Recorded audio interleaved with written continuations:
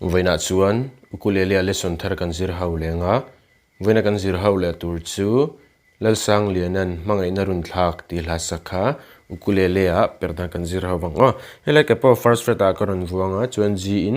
a standard in kan la thei chiang sanga si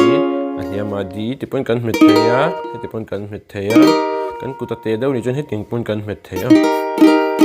chuan minor a E minor le A minor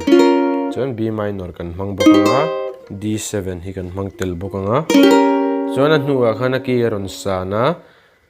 chuan A shim hi abritsa kan hmang telang ki kan san ma khan chuan A in a ki ron sana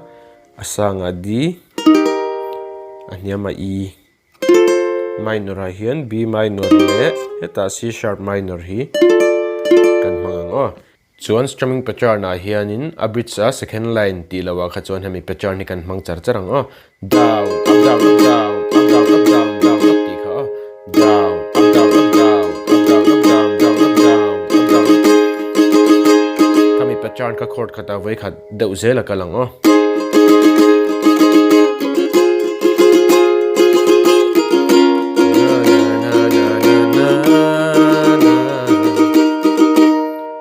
Ching mit tha na chang reng ton mang na ti ha kan strum chuan nu a bri cheng lawa khan ti kan strum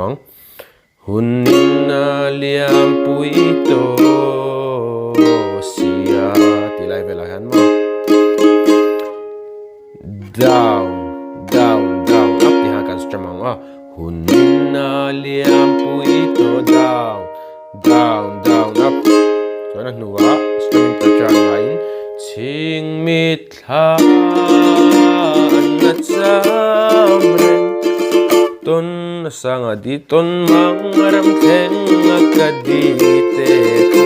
suing ruala dam lai par chen chin kha Hmangaihna Runthlak mai an chang